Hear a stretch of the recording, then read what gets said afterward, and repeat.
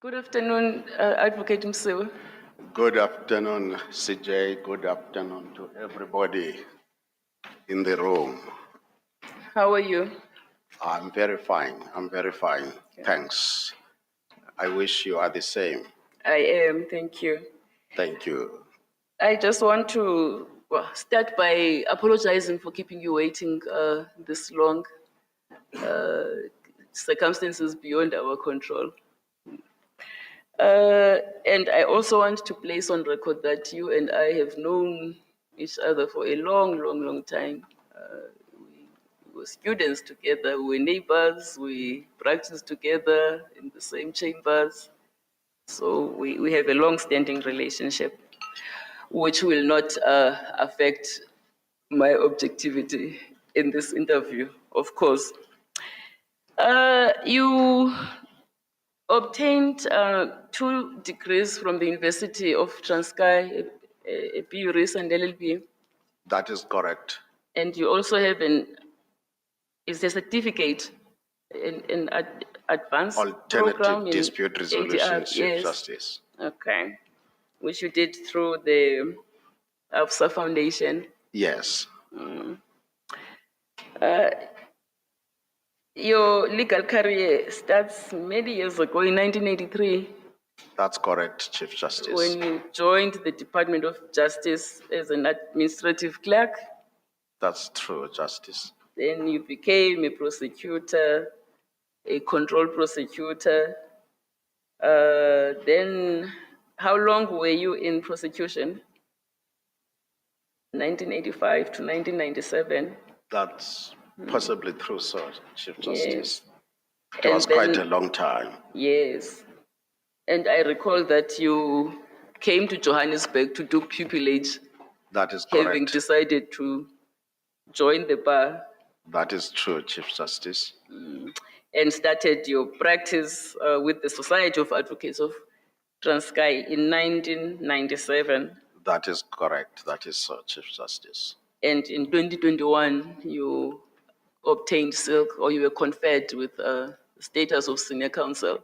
That is true. You've acted as a judge since 2014. Yes, Chief Justice. At the time, the Honorable then Judge President Sangoni was the JP. And you have periodically acted. Your next stint was in 2018 in the Eastern Cape Division of the High Court. That is so, Chief Justice. Then last year you acted as a judge in the KwaZulu-Natal Division. Correctly so, Chief Justice, I did. For how long? First term, the whole first term, January to end of March. All right. Then in the second term, you acted in the Eastern Cape Division of the High Court. That is so, Chief Justice. All right. Have you had an opportunity to write judgments during your... Did you get to write judgments during your acting stints? Yes, I did, particularly when I was in KZN, I did. How many judgments did you write? I cannot recall, Chief Justice, how many. It doesn't have to be a precise figure. Just an estimate will do.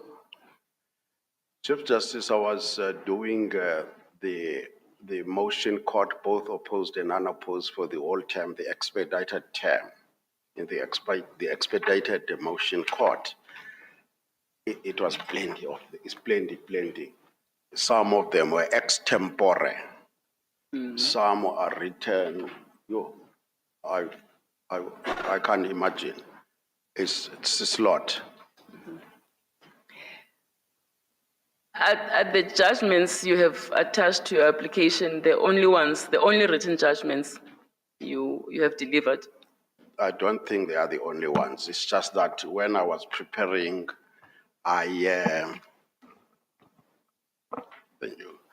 when I was preparing to this application, I only pick up those that I could easily pick them quickly.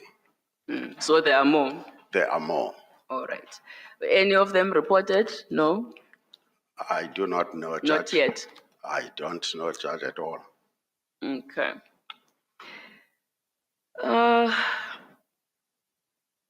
You have done a lot of other things. You've been involved in the small claims court. In fact, you chaired it for a spell. That is correct. That's where my heart was, to serve the people. Where? In the Eastern Cape? In Mthatha, yes, Right. Judge. And you have also been a presiding judicial officer in SARU. South African Rugby, The Rugby Union. That's correct. And SANZA as well. Are you still involved with SARU? No, Not anymore. not anymore. But I still love rugby. Yeah. And you were at one time chairperson of the Transkei Society of Advocates. Not once, I think 4 or 5 times. And other positions. Yes, Chief Justice. All right. You also have a published article. Yes, I don't know whether to term it published article, Judge. Well, it falls under the question which asks you to list your publications. Yes, I'm a Uniting Presbyterian Church elder, whereby at one stage there was unification of the PSA and the Reformed Presbyterians. Out of that exercise, I have, together with Professor Koyan and Professor Kerr, there was a division of the Constitution to cater for that unity, to bring the birthright of a Uniting Presbyterian Church of Southern Africa. I was then tasked to do certain chapters of our Constitution of the Church. All right. What kind of matters do you deal with in your practice? I like constitutional matters, Chief Justice. I do crime as well. I do administrative matters. I say I love them because in our practice in the Eastern Cape, you take everything that is put on your table. So the choice is not that of yours. I bet some would say, speak for yourself, Advocate Msiwa. I know a few advocates from that part of the country who I think are inundated with work across the country. I won't mention names. Your CV mentions that you have been a member of the African National Congress since 1984 to date. Please, to date, that's correct. I still am the ANC. So if you were fortunate enough to be appointed as a judge, what would happen to that membership? I will consult whether to terminate it very much against my will if that is the principle. I do not know it by head now, but that in any event will not affect my adjudication and administration of justice in this country. Because even now, if you look, you have a recourse at my cases, I am seeking a situation where the rule of law is observed. Hence, I litigate for the indigent people against the very government, even before the government of national unit. I have fearlessly done so and impartially done so, seeking the ANC government to ensure that the rights of women, the rights of the indigent people of this country are protected and promoted. It will not affect my dispensation of justice whatsoever. Be that as it may, though, a judge may not be a member of a political party, just so you know. I take that, Judge. I take that, CJ. Right. No, I'll leave the other questions to the other commissioners. I'm going to ask Acting Judge President Ntlangulela to put questions to you if he has any. Thank you, CJ. Good afternoon, Ms. Msiwa. Good afternoon, JP. The position sought to be filled at Mthatha is that which has been left by Griffiths J. Would it be fair for one to say, especially for me to say as a leader there, that the fairest one must get is an appropriate replacement? I assume measured or benchmarked against the caliber of that judge. I don't get clearly the question, JP. In other words, Are we you need set? to replace an apple by another apple, not an apple with a tomato. This is a. Is it fair for me to make that suggestion? It is fair, but I do not know if how is Judge Griffiths really benchmarked. But I hold a high esteem for him. He was a heavy lifter. Yeah. Yeah. Okay. What I see from your profile is that you are senior counsel. In other words, it's fair to measure, to look at you and derive an expectation from a senior counsel who will come to Mthatha and deliver on that standard.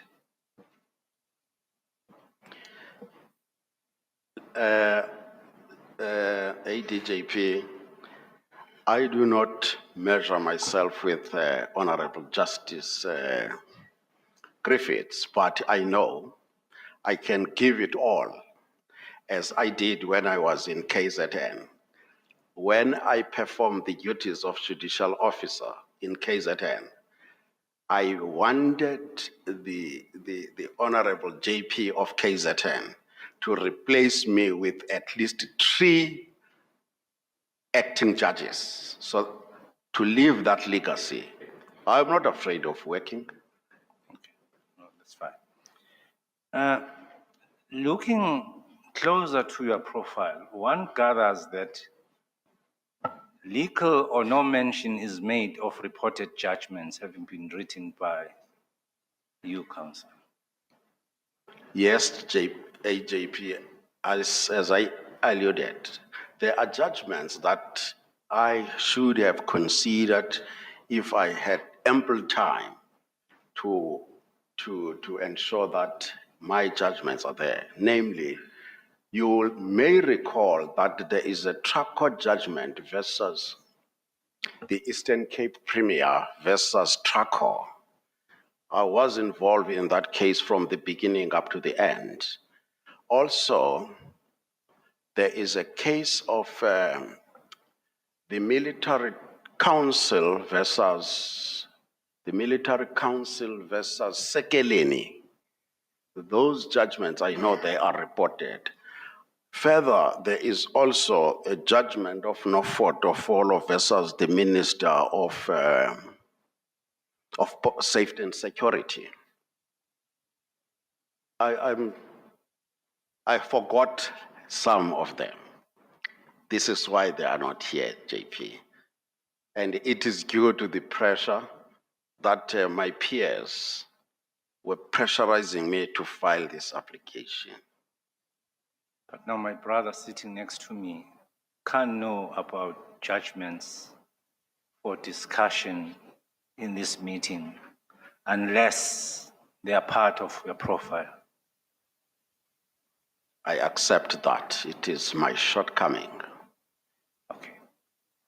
Now, since 2021, you became senior counsel in 2021, up until or for the duration of time when you acted as judge in any of these courts, be it KwaZulu-Natal or Eastern Cape, there isn't a sign that a written judgment which was reported is in place. JP, I'm not in charge of the reporting. As I'm seated here, I do not know when is a judgment supposed to be reported. I have read some judgments which I thought, out of my own intuition, that they are supposed to have been reported, and they haven't been reported. There are judgments that I have read which, to me, do not merit to have been reported. So I am unable to give a prudent answer to this concern. I'll repeat my earlier statement and suggest that because they are not here, we should operate on the basis that we cannot raise questions with regard to them. That is, they are not in the profile in your papers for the purposes of this meeting. Judge, JP, I've already accepted that if that is my fault. I take full responsibility of that. Yeah. And in the papers, one reads a lot about council's engagements in areas where there's less or no practice of the law. I'll substantiate my point. I'll read what I've seen here. SARU, Advisory Committee for the Eastern Cape somewhere, Subcommittee for GCP, Nelson Mandela Central Hospital Board, Commission of Mismanagement of Funds in COCTA, Financial Misconduct Discipline Report, Treasury Regulations, and Maibuya Transport Bus Service.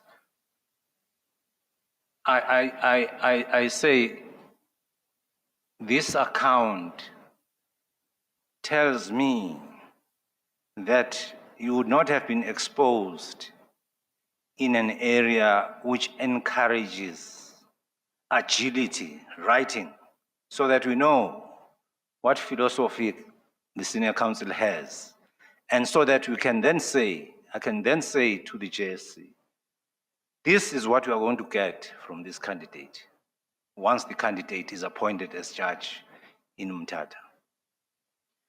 And not only Mthatha, Bisho, Makanda, and Kabeja. Can I start with small claims court, AJP? In the small claims court, I was the chairman of the board to ensure the dispensation of justice at that level.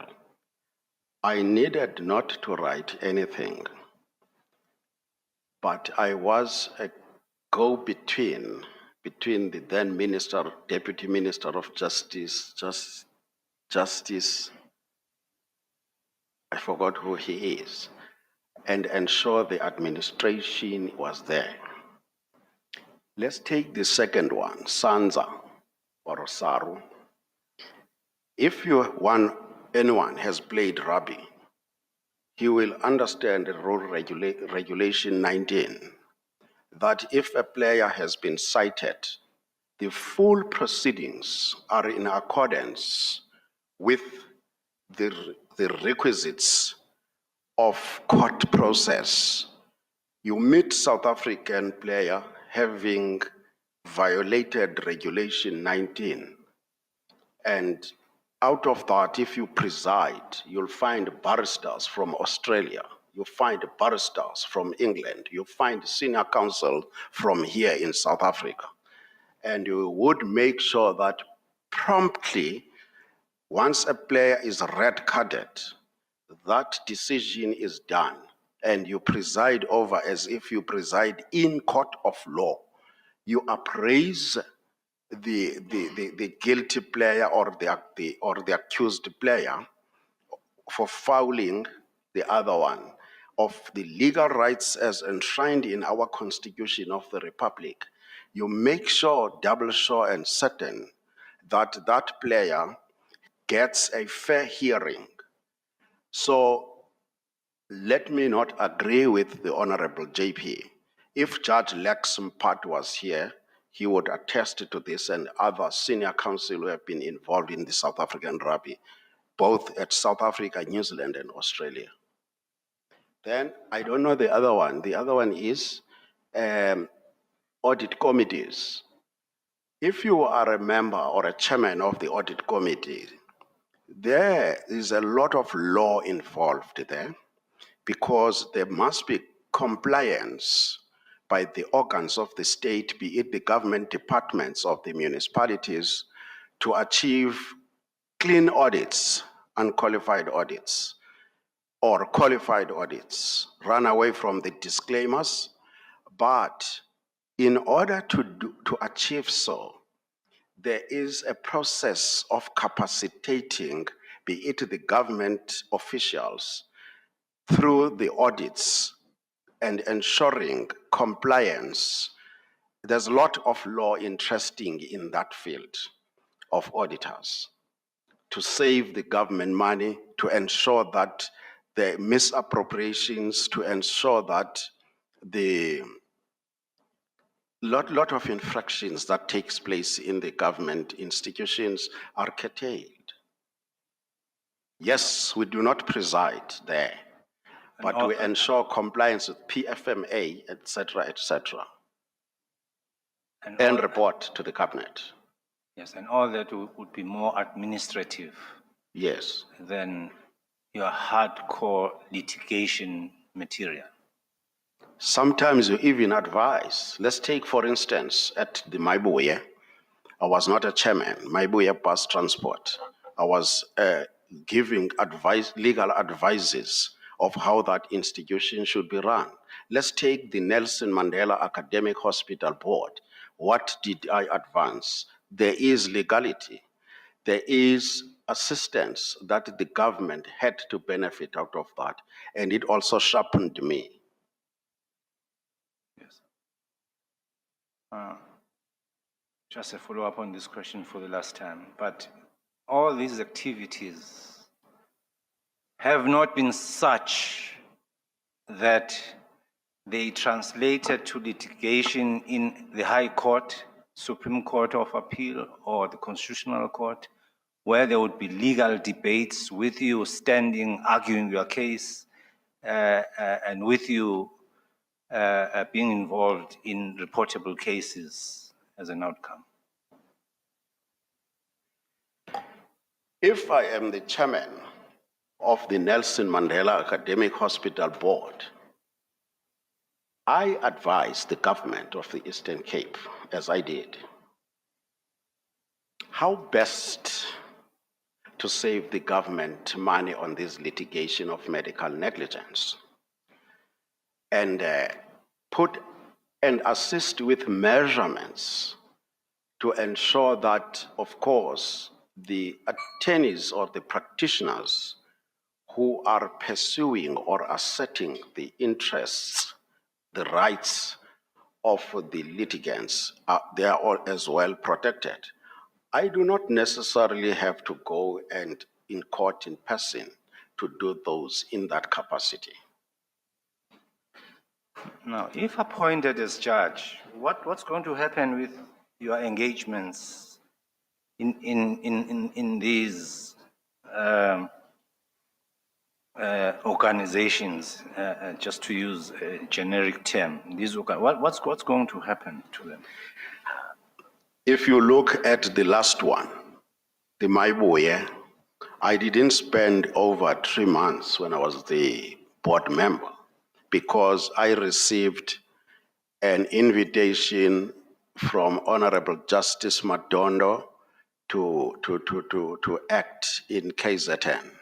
And immediately upon that, I have stopped doing anything in the form of attending boards or whatever. And at that time, I have been out of the boardship of Nelson Mandela, And all these that you are mentioning, including the small claims court, though I loved them, if I were to be recommended, the first thing I do, as I am talking, I'm not a member of any of those boards right now.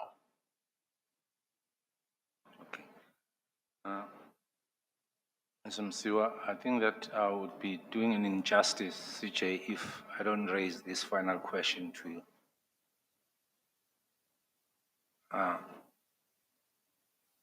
There is instability in Mthatha, whose origin is in the law formations, that is the legal practitioners' areas of operation. There is great instability there. Do you agree with me in making that conclusion? There is instability there. In fact, where you are situated, there is instability there. I am not sure, AJP. If I Sorry, can, I'm not entirely sure I understand what you mean, AJP. What do you mean by instability? Okay, may I rephrase my question? Yes, Thank you. please. If appointed as judge, what contribution would council make in order to stabilize the practice of the law in Mthatha especially?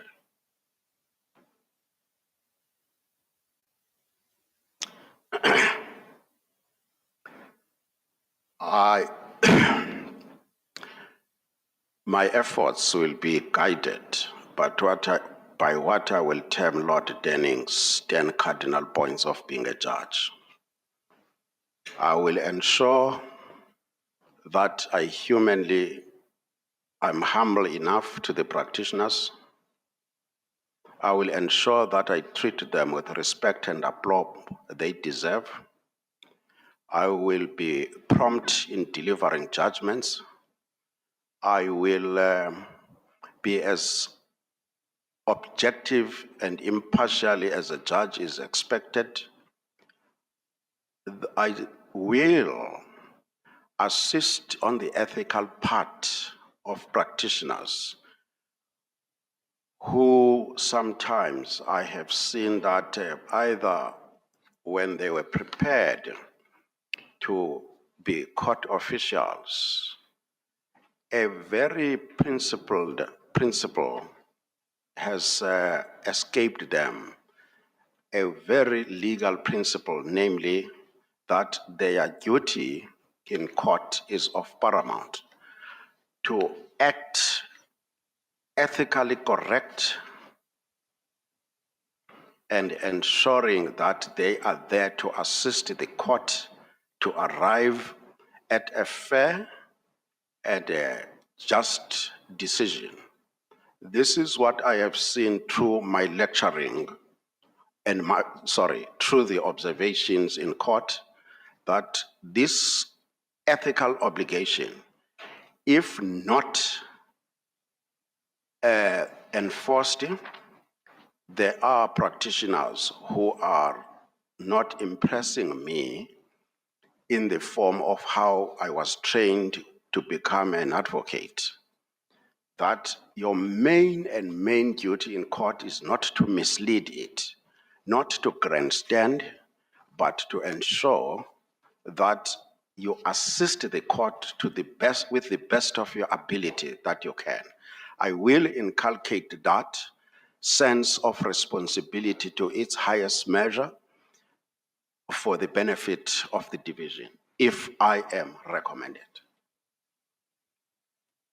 I would, for that matter, avail myself to lecture on ethics, because as far as I'm concerned, ethics are like customs. And every institution needs to have a principles, customs, and values. So that will be my addition. Can I have a follow-up on? I don't know whether good afternoon, Advocate Msiwa. I don't know whether you understand the import of the question from the AJP. As you know, there are different organizations within the fraternity. I thought that he was asking you in that context. I don't know. I just wanted to intervene so that he understands the import of that question from the AJP. Well, AJP can correct it me. is his answer, and AJP in Tlangulela will say if it doesn't address his question.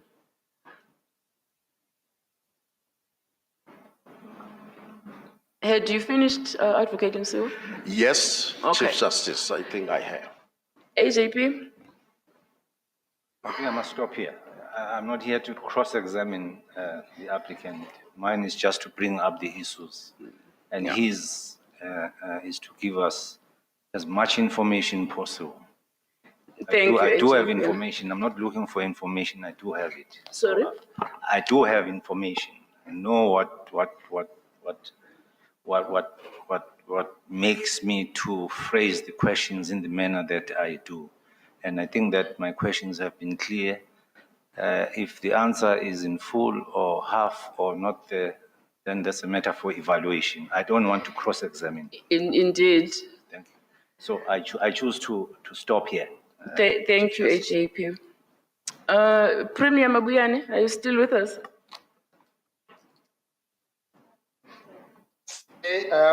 I'm still on the call. Thank you very much. Good afternoon once more to you and all commissioners. And good afternoon to Advocate Msiwa. All the best. Few questions. Probably let me try to the point he himself raised when he was speaking about litigations. I'm more interested around the issue of medical legal, as you would know. What's your take on the judgment in Noyela versus Ketelomata, which we believe it brought about a breakthrough in a situation where government would always been compelled to pay cost of 30 years, whilst most cases of these challenges of cerebral palsy would probably be about 10, 15, 20 years or so. That would be the first question that I have. I'm not sure. Let me wait for you. What's your take on that Noyela case? This is a point that seeks to a problem. I'm trying to infer further the point that the acting judge president was making around Mtata. There is a perception out there, probably believe that there is an operating syndicate that collaborates around this issue of the medical legal space and how government is being actually challenged around that space, without undermining the fact that indeed there are serious medical challenges and health related challenges that arose out of negligence, what do you call it? Negligence, yeah, negligences that are happening in the workplace, etc. But I'm more interested on your attitude in case you become a judge. What's your take on that particular? Do you think it brings about a bit of a way on how these matters of the CPs can be handled moving forward? My understanding, Honorable Premier, is that that case sets up and provides that for future medicals, these hospitals will be enjoined to carry out certain services on those babies of cerebral palsy, namely, for an example, to do physiotherapies, to do a lot of those at certain times with a view of sort of reducing the future medical expenses that the department or the government is ordered to pay by court. That is my first take. The second aspect is, when I was the chairman of Nelson Mandela, I pointed out, and I still point out today, that the problem is systematic. When you talk about medical negligence at Nelson Mandela, the problem that confronted the government was, I'm not sure today because I'm no more there, was that the department, the healthcare services was running short of human resources.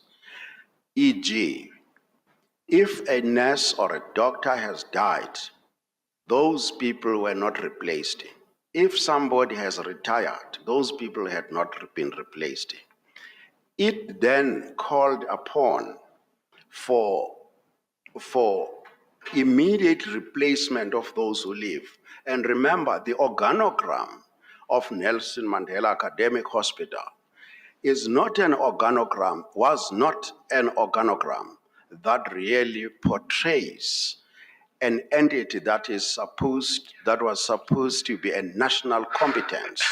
As long as that is left at a provincial level, we advised as the board that there could be a discussion between the provincial government as well as the national government to rate and rank the Nelson Mandela Academic Hospital into the national competency so that it has good organogram to cater for these omissions or for these commissions that occur at the hospital, which results in a huge rocket sky litigation. So that is a means of curtailing the huge escalation of medical negligence. If the hospital is running on a shoelace basis, then there's bound to be these problems. For an example, if at maternity in Nelson Mandela, as we observed, you have on a weekend 5 ladies on labor, and sorry, not 5, let's say 35, and then you have only 2 midwives in that case, in that unit, in that ward, with a single doctor who is not even nearby to be called upon. That's a systematic problem, challenge of how to deal with medical negligence. I would advise that if the government seeks to really curtail and decrease these claims, the government must go home and sit down and say, in terms of the organogram, how many midwives are expected? How many nurses? How many pediatrics? All those type of experts, and be centered at Nelson Mandela. Then there will be reduction. Remembering that Nelson Mandela is fed by 27 general hospitals. It's a referral hospital. So it must be well equipped in terms of human resources, in terms of finance put forward, in terms of even repairing the building itself. That's my take. I am not able to understand and opine on the syndicates of clubs of attorneys who are whatever they are doing what you are complaining about, Honorable Premier. I do not know that. I will always think that if there's such infraction, it's an unprofessional infraction, and that the organs of the state are there to deal with those attorneys or advocates. Thank you. Are you raising your hand to ask a follow-up question, Commissioner Malem? Oh, okay. I've noted you. All right. There is a follow-up. Go ahead, JP Mlambo. Thank you very much, CJ. Advocate Msiwa, just for my own clarification and for the benefit of this body, do you practice in medical negligence work in the Eastern Cape? Not really, JP.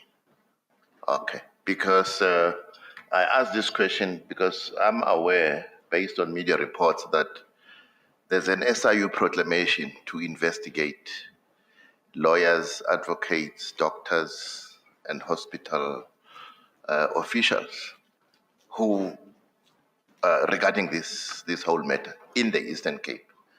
I'm sure you've read about it as well. No, I have read the JP a lot about that.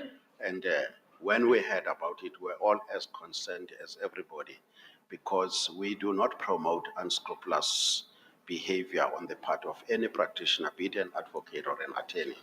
The SIU, if it is there, is taking long. Thank you very much, Advocate Msiwa. Thank you, CJ. All right. No, just a quick follow-up, CJ. CJ?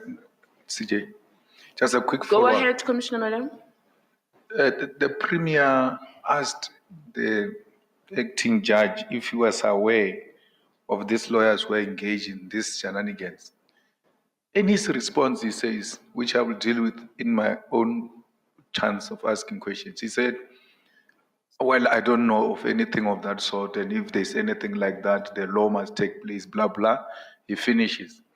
Then the JP asked him something related to that to say, are you aware that there's SIU that is, made proclamation to investigate legal practitioners, the doctors? Says, yes, I'm aware, and we're worried about that, we're concerned. Which one is the answer now? Because he just said he doesn't know. He was asked by the Premier, he said doesn't know. When put differently, same question, he now says he knows about such, they were all concerned about such conduct. Which one is the answer, CJ? Do you have an answer, Advocate Msiwa? Yes, Chief Justice. Please go ahead and give us your answer.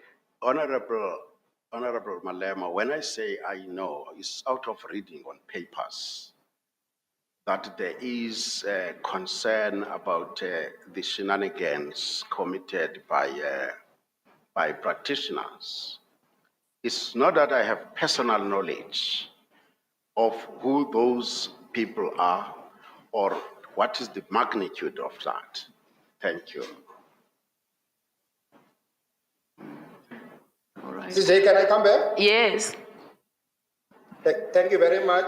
Oh, sorry, Premier. Let me just find out from Commissioner Marumachaya if he wanted to ask a follow-up question. No, I don't have any follow-up questions, CJ. Thank you. All right. Carry on then, Premier. Thank you Oh, very and much. I should perhaps warn you that you don't have, you can't just ask a limitless number of questions. There are constraints. Thank you.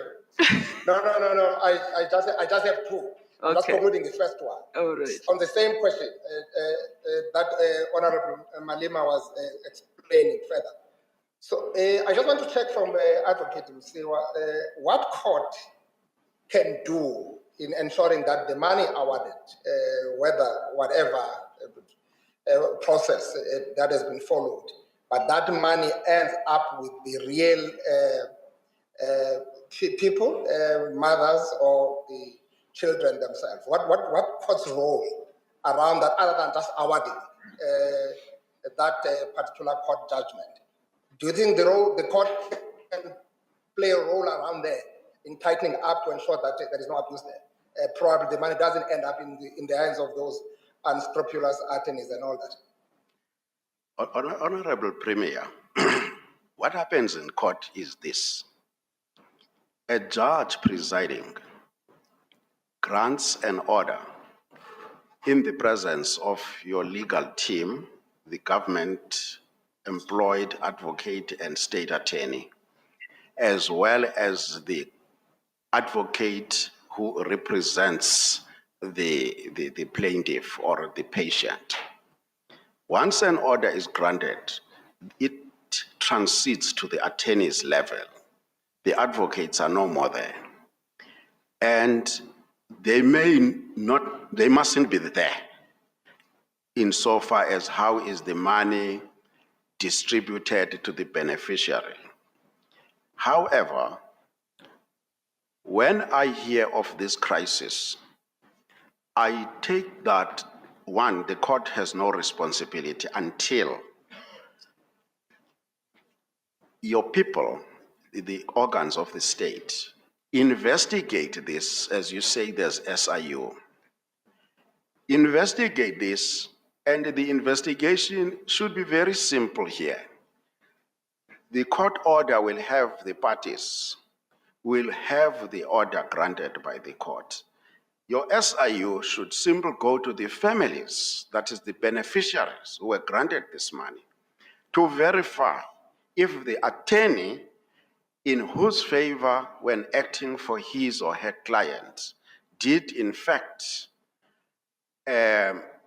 handed the money to its rightful destination, that is the beneficiary. Then the court, once advised that an attorney has misappropriated the money and the money was not received by the beneficiary, I take that the law will be taking its own course, because again now, that advocate or attorney who has robbed that innocent soul of her or his money must be taken to account, and the court must frown about that. That will be now getting to a criminal side, the criminal case of litigation, to the satisfaction of everybody of South Africa. That's how I believe court will get involved. You need to have a team that goes to each and every household whereby the mother or the father was granted or awarded a certain amount of money. Verify that easily with the court order and say, you got 16,000, how much has actually landed in the hands of the beneficiary? Out of that, the SIU may make life very easy. All the culprits will be caused to account. I thank you, Premier. My last question now, CJ. Okay. It's unfortunate that we spent too much time on this one because it's a very, very serious issue out there. My last question would be a simple one to advocate. On average, you said you have done a lot of judgments when you were acting KZN and all that. So on average, what is the turnaround time in issuing judgments? Thank you. The turnaround time, Honorable Premier, is 3 months, if I'm not mistaken. But I've set up a pace for me to be 2 months so that I achieve my ultimate intention, whereby I said I would prefer to see the Honorable Judge President of KZN employing 3 people to replace me. Thank you, CJ. Thank you, Premier. Commissioner Trollip? Thank you, Chief Justice.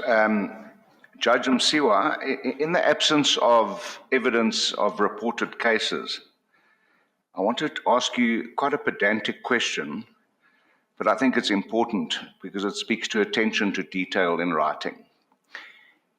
When you filled in did you fill in your questionnaire yourself? Yes.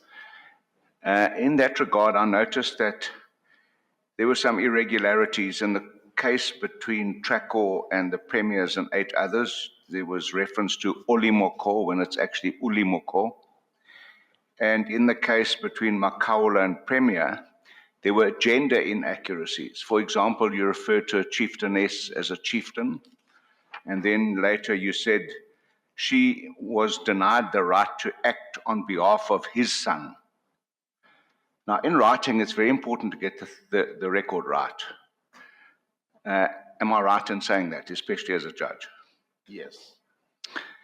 Okay, thank you very much for that. And my second question, Chief Justice, if I may, was in your answer in the questionnaire, you said you chaired an investigating commission dealing with mismanagement of funds and sex for jobs in Cocta in 2015.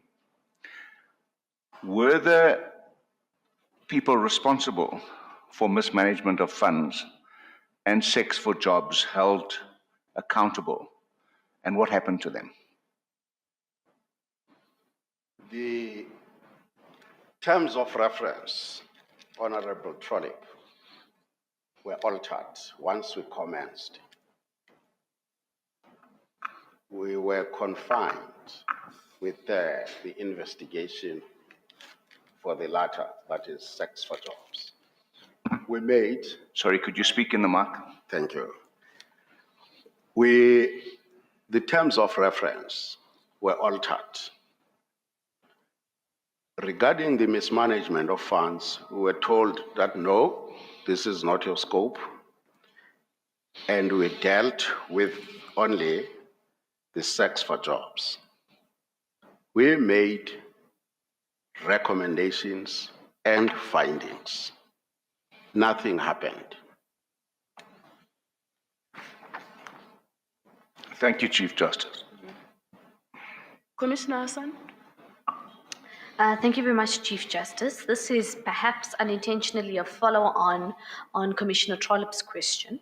And it's really around, if you look at some of the matters you've been involved in, dealing with the rights of women, acting pro bono, also for other marginalized members of our community, we want to commend you on that.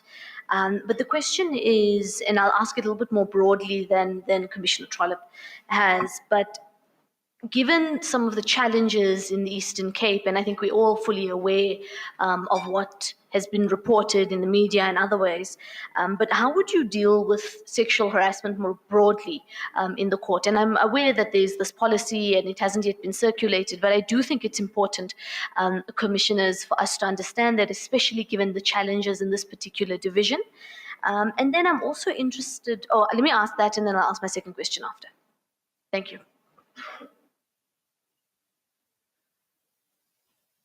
Do I understand the commissioner to say, how would I deal with the sexual harassment? Let me assist you.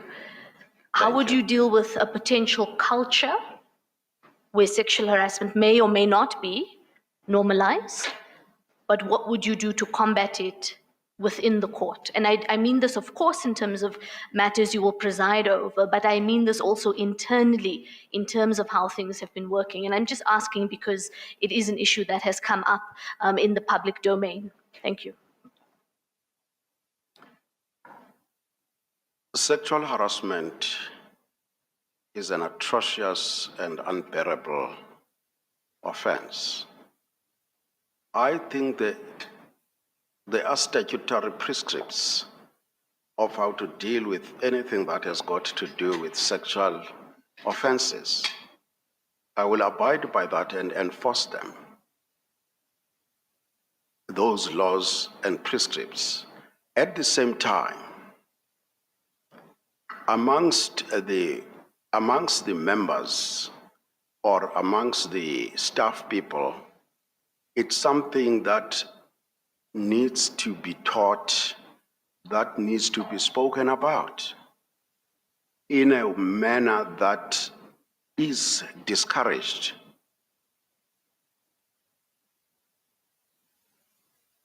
I thank you.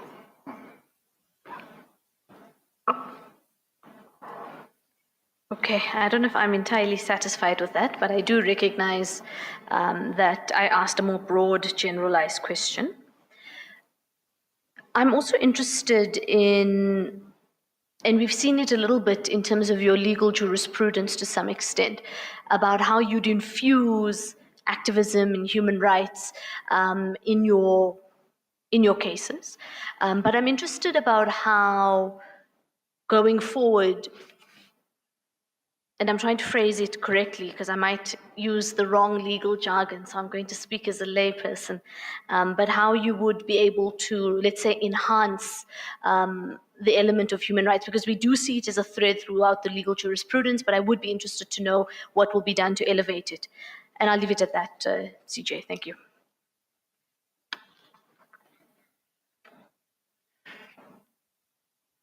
The Constitution of the Republic of South Africa is founded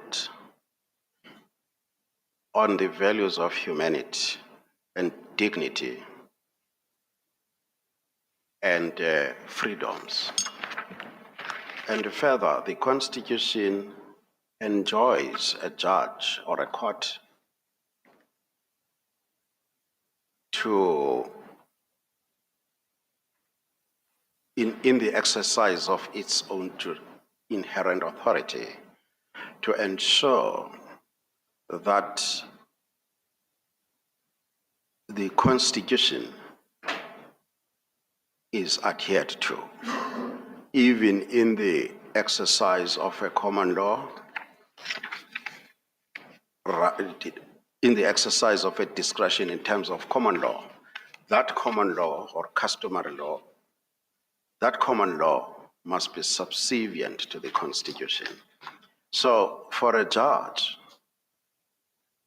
if one is presiding, is enjoined by that provision of the Constitution, I will not be different. Mine will be to express that compliance with the Constitution, and when necessary, I will always discourage anything to do with sexual harassment in the establishment.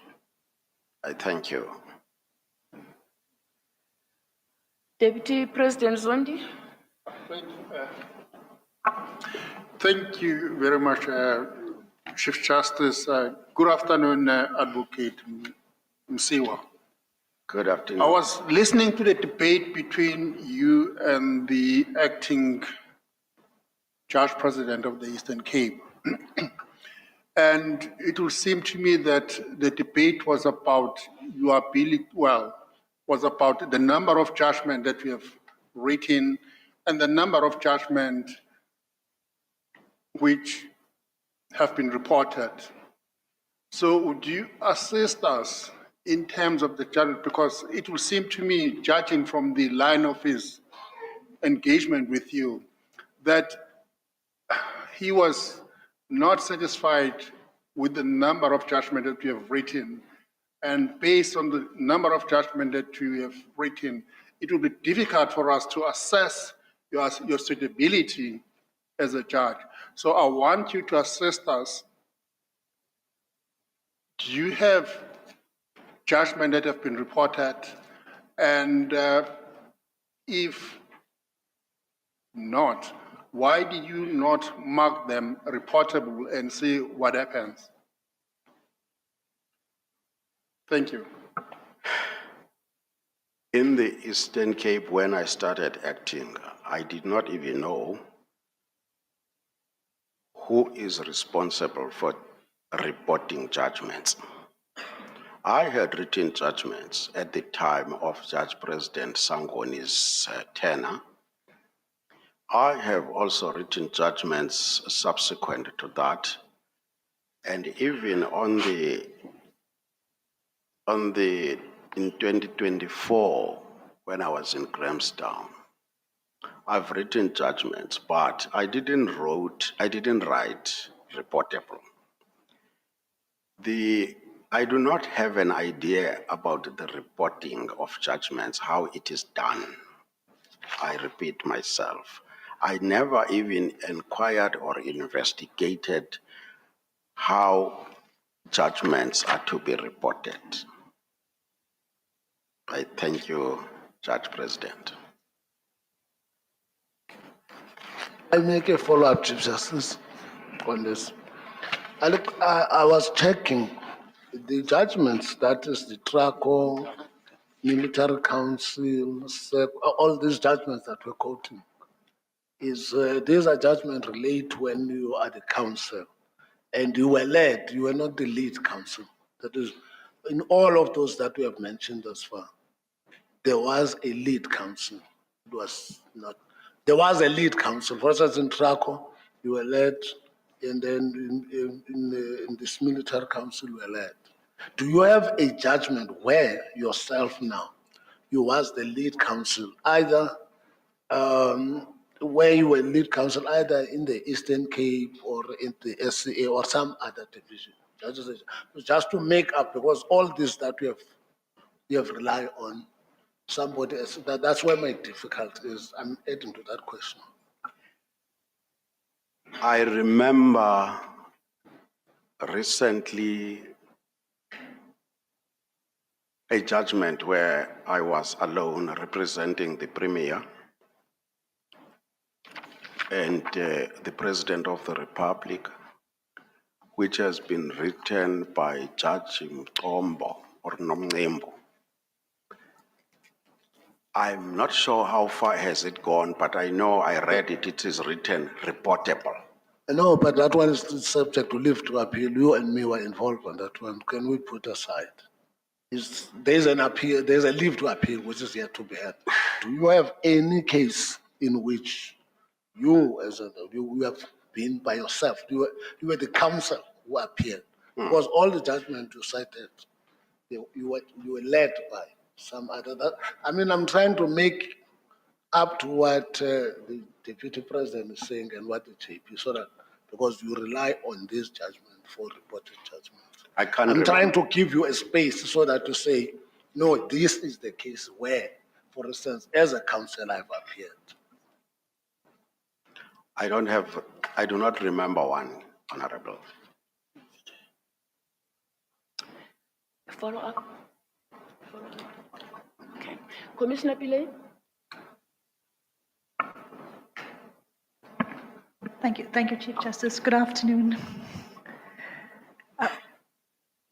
I do want to put a general proposition to you first, Counsel, and I do so because I don't want to be unfair to you much later. I went quite carefully through each of your judgments, and it took me a long time. And that's really the gravamen of my complaint, which I want to put to you. I find your judgments very difficult to follow. They're unstructured. It's almost impossible when you're reading your judgments, particularly at the beginning of the judgment, to understand exactly what the issues in dispute are and what it is that you are focusing your judgment on. And unfortunately, this is the thread that I find in all of your judgments that you've placed before us. Not to mention the fact that an issue that Commissioner Trollop has raised, that your judgments are riddled with errors, typographical errors. I just want you to comment on that overarching submission first, and then I'll deal in more detail with what I'm putting to you. Commissioner, I haven't understood Commissioner Trollip to say my judgments are riddled with typographic errors. Nonetheless, I won't dispute that, but I don't remember so. The point is, when I was trained to write a judgment by a senior counsel whom I relied on, a certain pattern was put to me as you start by introduction, and then you come to the facts, and then you come to issues, and then you come to law applicable principles, and then you come to assessment of the evidence, and then you come to the order that you make. So that is the formula I have acquired in KZN. Respectfully appreciated that. Before that, I've never been taught how to write judgment. So this is why I was excited and very grateful about the opportunity of KZN. Mr. Msiwa, let's test that in relation to at least one of your judgments. I don't have time to take you through all of the judgments. Let's look at your Newlands judgment. Yes. The Newlands Sporting judgment, you'll find that at page 56 of your bundle.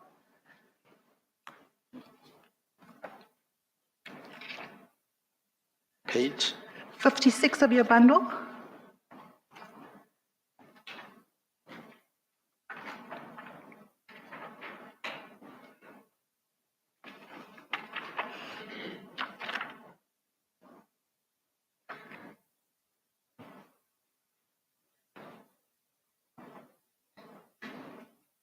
Are you there, Mr. Msiwa? No, the top page will be 4 of page 56 here seems.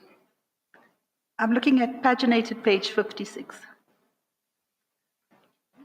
Oh, my 56 deals with something else, not the one about the new lands.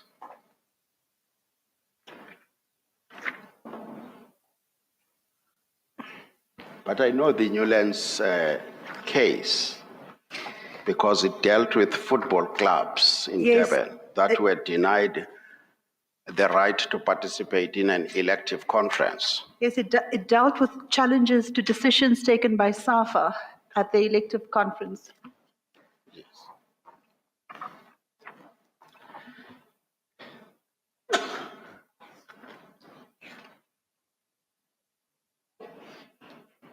This is 56.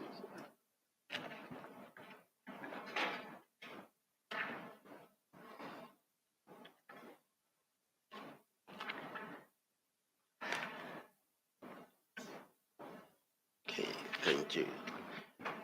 Thank you. I've been assisted, Commissioner. Thank you. So you're looking at paragraph at page 56, that's where your judgment begins. And you take some time to tell us what the issue is in the judgment. But if you look at paragraph 7 of your judgment, you say that in salient form, it demonstrates the shortcomings of the elective conference and submits that on both procedural and substantive grounds, the decisions taken in the conference fall to be set aside. So this is a challenge to decisions taken at the elective conference. And ultimately, you tell us that the gravamen of the complaint is that clubs were prevented from participating because they were not in good standing. And that's really the central issue in the judgment. You recall that? I do. Right.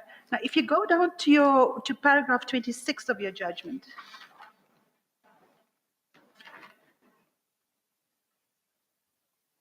you say there that it's unchallenged and not disputed. Paragraph?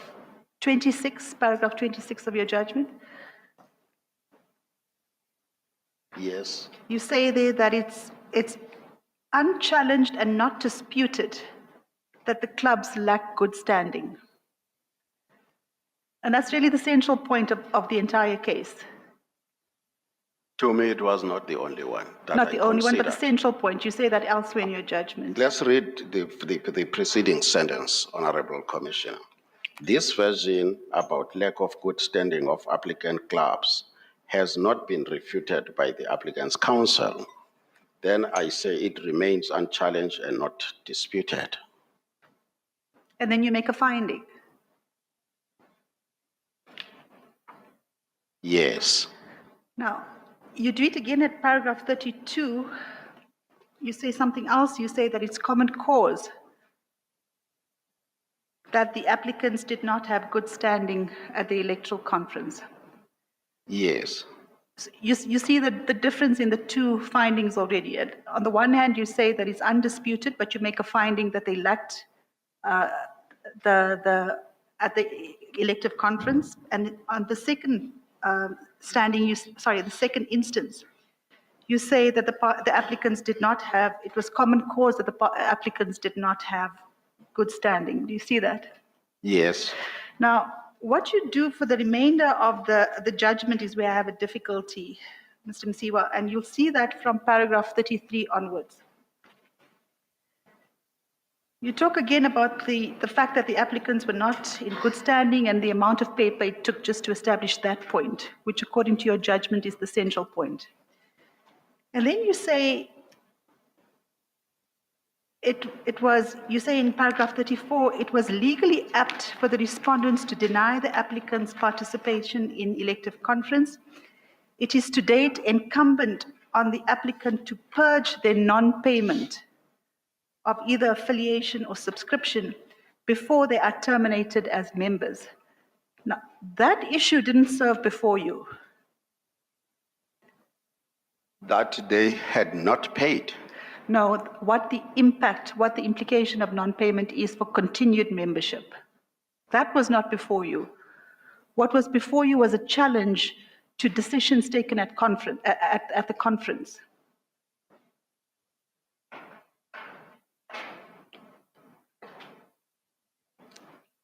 The matter was presented before me and I listened attentively. I am not able to venture beyond what I've written here, because my understanding was that it was common cause that these clubs had not paid. And in fact, as a result of that, they were frustrated, in fact, for not to even pay. They were frustrated by the unattended approach adopted by the NSL. So in frustration, they didn't pay. Mr. Msiwa, what you're dealing with in this paragraph is the implications of non-payment on their future membership of SAFA. And you're expressing yourself here on the fact that SAFA should terminate their membership. And you say further, if you look there, you say that in paragraph 36, sorry, in paragraph 34 is where I had you earlier. You say, I state so on assumption that SAFA will abide by the rules of natural justice in terminating the applicant's membership. So you're expressing yourself on matters which were not before you. According to your own judgment, you had identified that the issue was the elective conference and whether or not the decisions at the elective conference were lawfully taken. And now you're delving into the impact of non-payment on their future membership with SAFA. And it gets worse. If you look further down what you say there, you say the applicants have no confidence in internal SAFA mechanisms, hence they are averse to mediation and arbitration. It is so because SAFA structures fail to attend to the club's grievances. Instead, SAFA adopted a radical, unfounded stance that the clubs are not their members. Acting prudent, SAFA is obliged to inquire why so many clubs did not participate in voting of the executive. You carry on, since the return of South Africa into international participation, South African soccer and some sporting codes are lagging far behind in sport administration compared to their counterparts at a global level. It is time for all these sporting codes to improve their acumen to bridge the gap between South Africa and other international sporting codes. It goes on and on and on.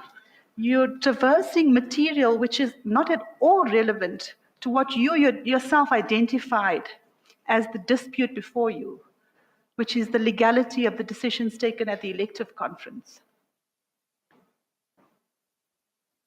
Now, you'll recall, Mrs. Msiwa, where I started with my questions, and that was my difficulty, and I spent a lot of time going through all of your judgments.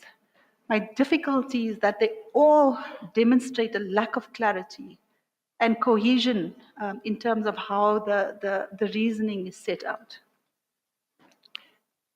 Commissioner, I honestly dedicated myself in this matter, and I applied my mind on the facts that were presented before me. Logic might have escaped me somewhere along the line, if at all, but the parties did not even appeal on this matter, and the matter was resolved and was finalized. I am not omniscient. There can be mistakes spotted by another person in my writing of judgment, but as far as I'm concerned, I did the best that I could. You do accept the flaws that have been pointed out by Commissioner Pillay? In doubt, Chief Justice, I do not recall even the arguments. Let's remember this matter was argued full-blown, and perhaps out of my picking, there might have been disjointment, and of course, I may have committed some shortfalls. Could I just have a short follow-up on one aspect? Advocate Msiwa, you're saying that no one has ever taught you how to write a judgment. And you sort of had to figure it out, I suppose.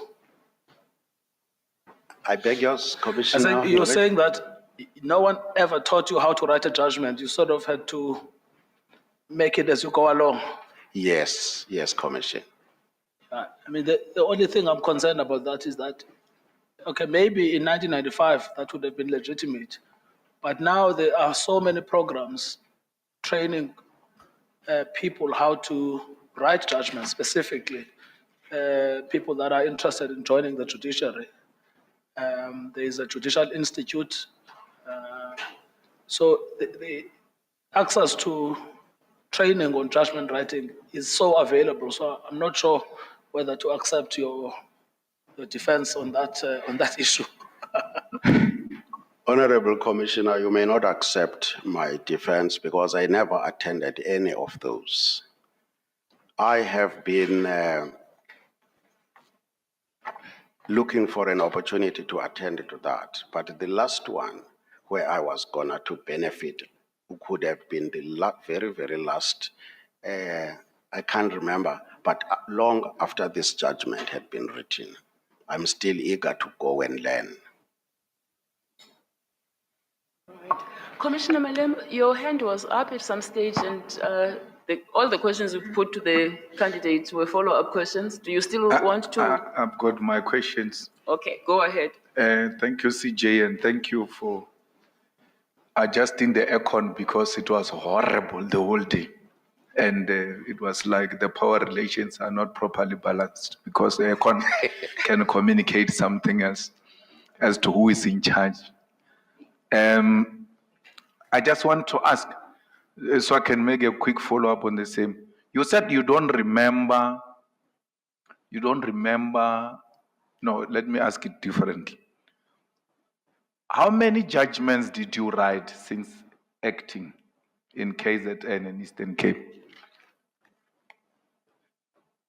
And the CJ said, not exact number, just an estimate, a rough estimate. A rough estimate could be 15 somewhere. 15. Yes, 15. So when the CJ asked you, you said you don't, you've written so many, then you don't remember how many judgments you have written. You don't remember where you were a leading counsel. You don't remember that. I do. Where a judgment was made, not the appeal. The case is settled, is done. You were a leading counsel. You said to Commissioner Nonches that you don't remember which one. If Commissioner Malema would talk about the reported ones, I do not. No, not reported. Oh. Where you were a lead counsel. That's what he said. He kept on saying that. Where you were a lead counsel, where a judgment has been passed, whether reportable or not. Okay. You said you don't remember that. I may remember. I may remember, Honorable Malema, some cases where I lead and judgments were delivered. You remember now? Yes, I may remember. Where you were a senior counsel? Yes. There was no lead counsel? No. Please take us through maybe one or two. Because you said you remember now. Earlier on you said you don't remember. No, I was thinking about the reported ones. So I'm talking about now the unreported ones where I lead. Any judgment where you were a lead counsel?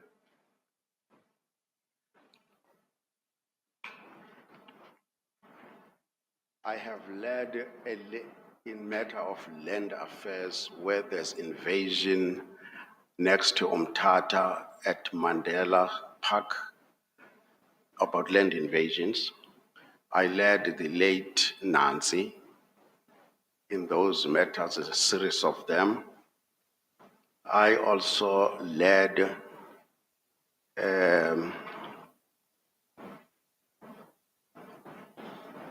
Matodi Advocate Matodi in a matter of municipality. That judgment, we were dismissed. We were for the plaintiff. We were for the applicant. I beg your pardon, my lord. I remember leading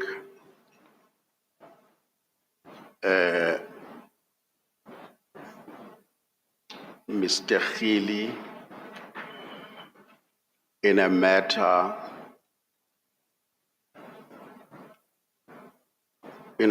for health. I remember leading Lady Advocate Nalo in a matter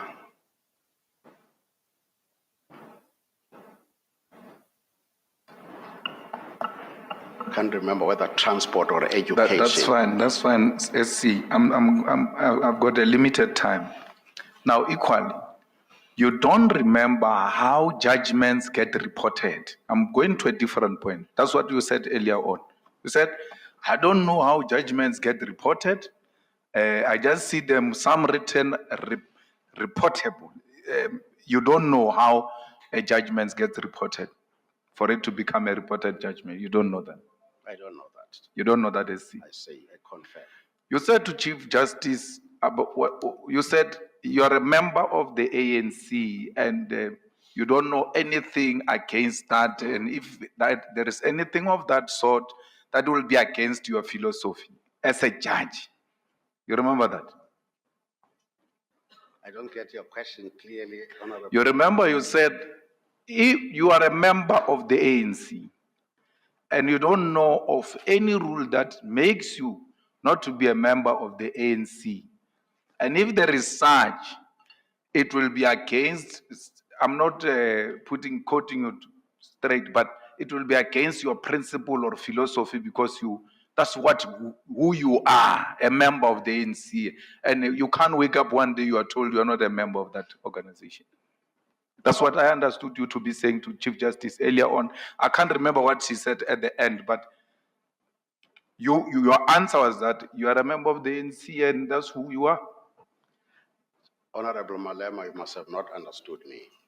I said I don't know of any rule that says that prohibits me from being a member of any political organization for that matter. But now I am told, straight away I will relinquish that. You were told by who? The judge, the Chief Justice said a judge cannot be a member of a political thank you. party. Yes. That's where I want the judge, an aspirant judge. Then the aspirant judge also never took any opportunity that presented itself after 1995 to undergo judgment writing and come here, present himself as an aspirant judge and says, well, the last one which I could attend, I missed it and therefore I never took any training, even when there are so many opportunities that came about our democracy where even the young ones are now learning how to write judgment. So all I'm saying, and that's the point I'm going to make when we go into deliberations, and I don't want to be unfair to you. You come across as being complacent. Maybe because of your high decorations or whatever the reason might be, that you did not try anything in preparation of this. To a point, you don't remember your judgments, you don't know how judgments get reported, you don't remember, even when given opportunity now, you still struggle to tell us which judgments were you leading, and then you say you don't see anything wrong. Now the Chief Justice tells me, an aspirant judge who prepares for this hearing, where such matters have been canvassed, including on political party affiliation, you say, well, I don't know anything of that sort. And you are not just an ordinary person. Senior counsel, who's an acting judge, says, well, I didn't know, but now I know the CJ told me. I'm going to argue that you are not suitable to be a judge. And worse, with that comments which were made on your judgment writing, will I be fair that I must live here with my rightful conscience that we have appointed a person who said, I don't know that there is anything wrong with being a member of the ANC, even when you are a judge. But since the Chief Justice said so, I'll relinquish it with immediate effect. It is not in your consciousness. It is not in your conscience that a judge cannot belong to a political party. If we did not have a Chief Justice with a wisdom, judicial wisdom, and just leaves you like that, you are going to continue to be a member of a political party because your conscience doesn't tell you that there is anything wrong with it. Only the Chief Justice told you that. Honorable Malema, you will be unfair to live with that impression. I'm not complacent. I come here to apply for consideration, but everyone is entitled to make his observation about me. Being a senior counsel, I suppose, does not necessarily mean I should know all. This is my first encounter to come in this in any interview in my life. So my missteps or shortcomings I should be penalized for them, but one should also take cognizance of the fact that this is my first encounter in life that I come into the interview. Insofar as question of being a member of a political party, conscience tells me when somebody says, this is not right at this stage. Surely, consciously I say, I am out of it. For instance, for me to dispense justice, I know I don't have to have any affiliations. This is why I have been chasing and litigating for destitute women and school learners against the government in the Eastern Cape. I have not for once been in a position to say I'm to be biased in favor of the ANC government. I have enforced people's rights against an ANC-led government of the Eastern Cape. This is what I do with pride for the people of South Africa. Chief Justice, all I'm saying, I'm not saying you must know everything. I'm saying you don't remember where you were a lead counsel. You don't have, that is not supposed to be in law books or in any way. It's you, because you pride yourself as lawyers and judges with your judgments and cases that you lead and win or lose. You know, this is my case. You don't know how a judgments get reported. You don't have anything to show that you attended any course on judgment writing. And that's what's going to be 80% of your work. You have to write judgments. You don't know that. You don't know that you don't have to belong to a political party, which means I must live here. Having recommended the appointment of a member of a political, I'm not saying whether you ruled against ANC or not. I'm talking about the membership. That if we live here today we've appointed an ANC member to become a judge, and where judiciary it is accused of being captured. Aspirant judges who come here, they will tell you, I've been a member of the ANC and I resigned since a year ago or 2 years because they knew now I must start cleansing myself of these things. And that's being aspirant. So being aspirant judge means you'll also research what are the common questions there and all of that. All of that you did not take an effort. You don't know how many judgments you have written. And when I ask you, say, I won't know everything. I'm not asking everything. I'm asking about a rough estimate, not even me, the Chief Justice does that. That answer doesn't come out convincingly. I'm saying, and this is what I'm going to say, even with your response, I'm not convinced. And I take it, what you are saying is your first experience, first time and all of that. I'm not convinced you are ready to take the bench. I think in all fairness, it will be even fair to yourself to give yourself sufficient time. They can give you acting stint, and then you give yourself time to also attend aspirant judges courses to improve on this knowledge and to prepare even much better in the next meeting. Because, I mean, for the next interview or whatever happens in the future, a person who's known by CJ, they've gone to school together, the CJ makes such a disclosure before us. And then in the response, we hear such a complacent person. Even when the CJ said, no, well, I'm going to act fairly, I don't have a problem, but we know each other. Perhaps that might have been something that misled you, that you know her and therefore things are going to happen. They are not going to happen here. Here you come prepared. Thank you very much.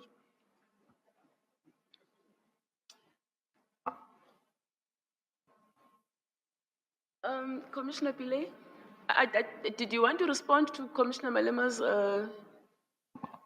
comments, Advocate Msiwa? I have, Well, I thought you did. You already did. I did, sorry. Sorry. Commissioner Pillay, I'm sorry I cut you short. You still have Sorry, Chief issues of Justice, just the deputation. adverse issues to raise. Mr. Msiwa, I just want to raise with you some of the adverse comments.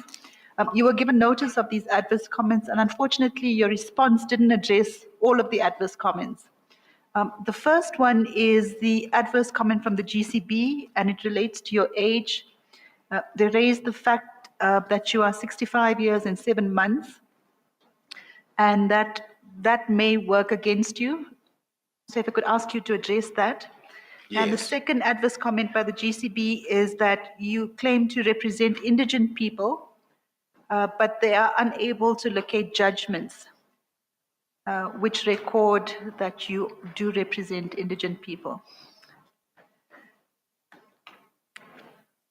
Can I start with age, madam? Sure.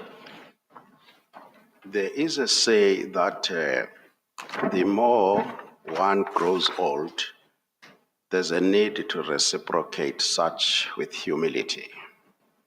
Humility goes with maturity. Age goes with maturity.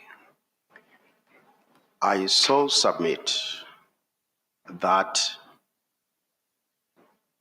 when one is a judge, there is an obligation of being very humble, treating the practitioners, even the worst newly admitted one, with respect and aplomb, and also keep the temperament.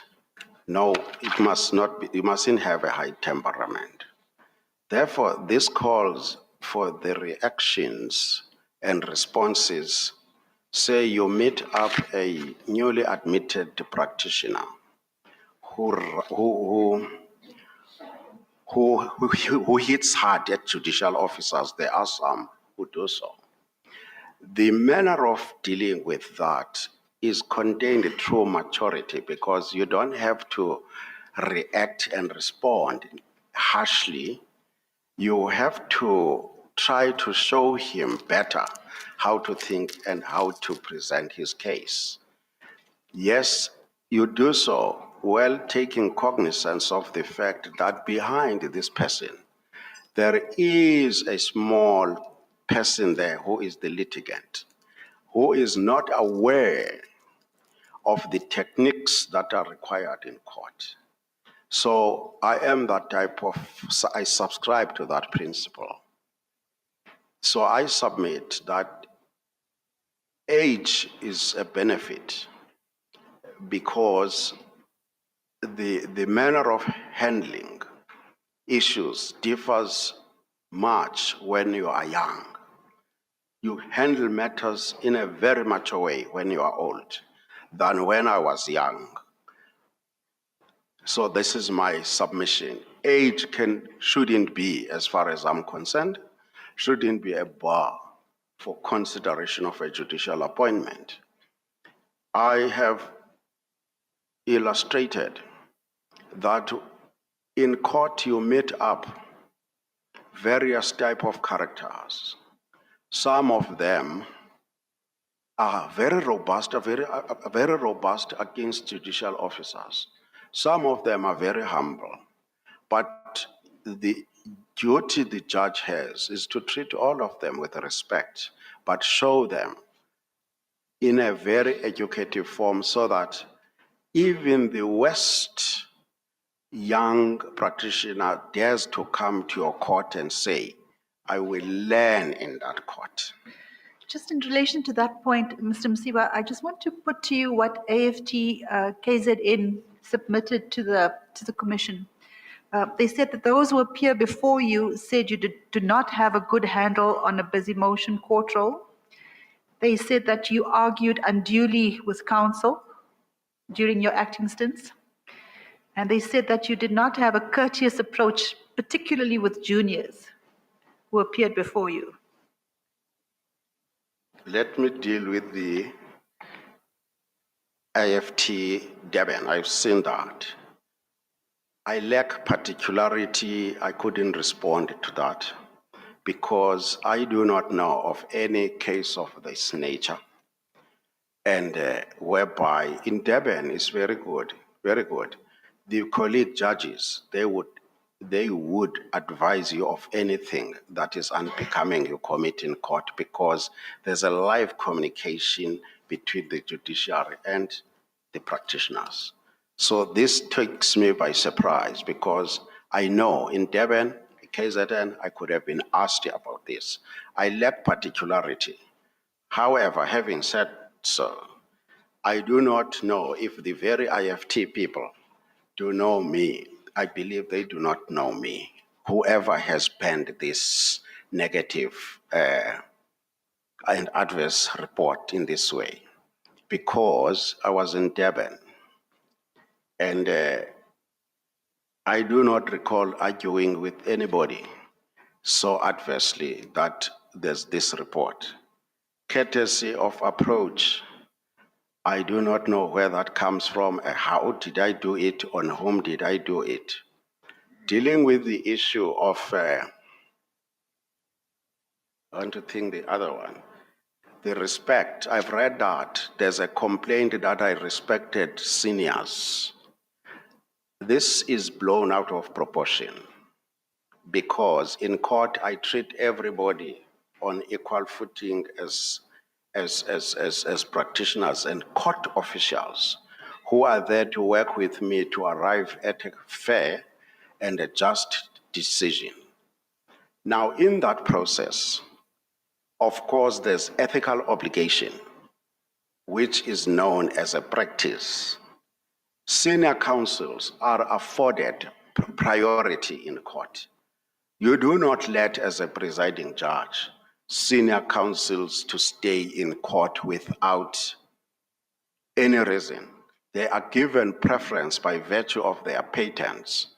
It leaves me with impression that when I'm accused of having been biased in favor of senior counsel, the author who penned that adverse report is the person who might have been newly admitted, who did not realize what it means, how to treat practitioners as they are in court. So I beg to disagree with this. However, I can also go on further and say, yes, there were 2 or 3 days in court when I was running a motion court in Durban where things didn't go right. Firstly, because firstly, I had an intern, a young brother, a young boy, a young man, who was my registrar with no experience whatsoever of being a secretary's judge. Remember, that is a very important supporting element for you as an acting judge. I had thought that when he came late sometimes, and when he didn't pitch up early to collect me on the corridors, I had thought that he was mischievous looking at his age. And one day I caught him in the morning with his head banging down on the table. I again thought he was drunk. To my surprise, I called him because I was keeping on Raymond, advising him to improve. He had lost his brother. First he had lost his mother. He had lost his brother almost in the same month. And on this day, when I took him to my office with his eyes red, he divulged that even his contract was not renewed. He cried, he wept. I empathically also joined him in crying. I couldn't avoid it. So at that time, the court was awaiting for us, but we were both, to me, out of Ubuntu, I saw myself crying. I had all the empathy for him, all the empathy, because this gentleman was in despair of life. I am not a person who can be happy and have happy nights when seeing any child or a brother with a potential, or not even a potential for that matter, committing suicide or in a manner in which that fellow was. So I went to court and apologized to the practitioners in court openly and asked them to give me time to deal up with a glitch that humanly had affected me. I did that twice in Durban. So I will agree that the author here is trying to smack me with adverse allegations that I am not competent to run motion court, but this is not borne out by my whole term being in Durban. I say I will take responsibility of these 2 days because this fellow was completely destroyed. I had a senior judge and also the JPs who are so motherly and maternalistic, who are actuated with Ubuntu. But I could see that when this man cried the way he cried, I knew that I won't go to them, not because I despise them, but because they are so caring mothers. There could have been worse problem for that court. I thought I managed it for those 2 or 3 days. I thank you. I Mr. cried. Msiwa, if I understand your answer, you're saying that at least on 3 occasions you accept that you had difficulty managing the busy opposed motion role, but you attribute it to the circumstances of your registrar. I have never had the hardship in running the court in KZN. Never. But I say there's this intervening problem that humanly affected me on those days. I say 2 or 3, I can't remember. But I went to court and apologized to the practitioners and asked for them to excuse me because I was attending to this man's human problem, which had affected me too. I cried myself. It pained me to see this boy crying. Just lastly, Mr. Msiwa, I just want to clarify something. You mentioned that you were caught by surprise.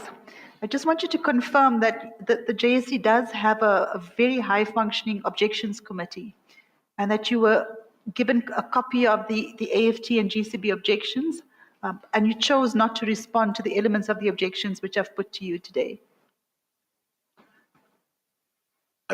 I hear you talking about GCB as well. The GCB deal with it. The GCB has denied, or I read it to say I was never ahead of the LLP subcommittee. That is borne by evidence that is incorrect. Maybe the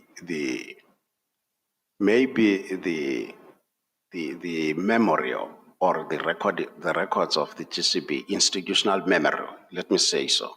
Maybe the institutional memory of the GCB is depleted somewhere. In 2013, I was the chairman of the LLP committee. So it surprised me that the GCB had written that way. In response to that, I had attached to the response the report I made to AFT, to which I was a member, in 2013, reporting our meeting with the Department of Higher Education as well as the LSSA.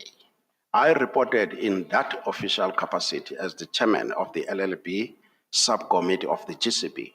I had also reported to the GCB the same. I was tasked to carry out certain investigations, which I did. Therefore, the adverse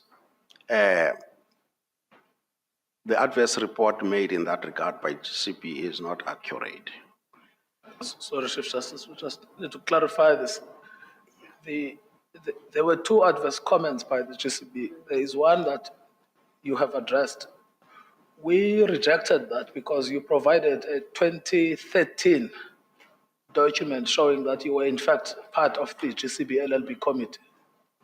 So we rejected the comment by the GCB. There was a second comment which you didn't respond to, at least not satisfactorily, which is that in the case of S versus Villagas, you had not delivered the judgment within the 6-month period at the time you applied. And then in your response, you say, well, you gave the judgment in February 2024 and you thought it had been delivered. I thought that, certainly we all thought that that response was not satisfactory, because if you sent a judgment in February 2024 and you applied in June 2024, surely you would know if that judgment was handed down or not, particularly because there were two of you. It was a court of two.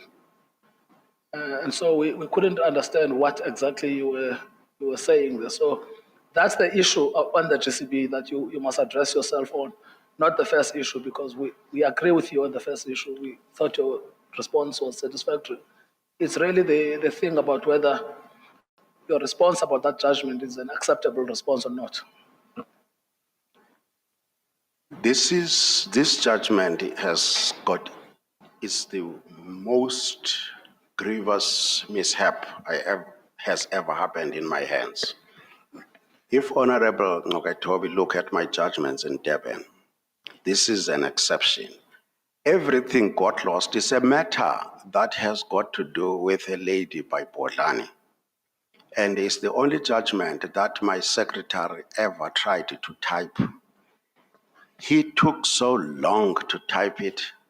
After I had taken it to my senior, there was a to and fro of it after reconstruction. It took a long time. Indeed, when I applied in May or June this 2024, because I had spoken previously with my lead judge, as far back, there were to and fro. I would even go to Durban specifically to search for this judgment. I would even go to Maritzburg to discuss with her this judgment issue. We had to reconstruct this because everything got lost on my table. Everything. And my notes were very scanty because I requested to write this judgment during the proceedings after there has been debate, there's been argument submitted. I, out of zeal, asked her to grant me permission to write this judgment. Listed, I know that it will be having these problems. Now, by January, I spoke to her and we agreed that the judgment was final. I left it there and we agreed that he would sign it and deliver it. That was in January. Then in June, when I applied for this interview, I had honestly believed that the judgment had been delivered. It shocked me when it came as an issue. What did I do thereafter? I phoned Mrs. Govender, who confirmed that the judgment had been delivered in February. So this is the explanation I have about the judgment. This is the only judgment out of my judgments that has exceeded the period of 3 months. The only one out of several. I thank you. Could I just get some clarity? I mean, in the answer you've given, I'm getting more confused because you say you lost the record, and then how was the judgment written if the record was lost? The judgment was an appeal. It was an appeal judgment, simple on a question of whether there were compelling circumstances for the presiding magistrate to deviate from invoking the Minimum Sentence Act. It was a rape by a biological father of her child of 9 years. The previous magistrate had found that had sentenced him to a suspended sentence, I think 5 years, suspended for 3 years. Then the other magistrate confirmed that there were no compelling circumstances to deviate from the Minimum Sentence Act. So a life sentence or a grave sentence was imposed. I wrote to confirm the second magistrate's issue because the state, the appellant had appealed, Vilakaus had appealed. So I thought it's a criminal matter, let me do it. I was interested to write it. No, I'm So asking you, I'm asking how you wrote a judgment when the record was lost. I asked from my senior judge his records because I had none. He had the heads of argument. He had the record notes that he scribbled. I also scribbled mine. I constructed the judgment out of that material. No, I mean, I really don't understand. Anyway, sorry, Chief Justice. Neither do I, but is there any point in pushing it further? No, there isn't. I apologize. Yeah. Commissioner JP Mlambo. CJ, I have been covered. Thank you. Thank you. And Commissioner Moimang, do you still want to question the candidate? Is that him? You had raised your hand. You still want to question the candidate? No, CJ, I'm fine now. You covered? Okay, Sure. thank you. Advocate Msiwa. I had my hand up, but I can let it go. I can let it go, CJ. Thank you. Thank you for making yourself available for this vacancy, Advocate Msiwa. You're excused. Thank you. Thank you, CJ. Thank you.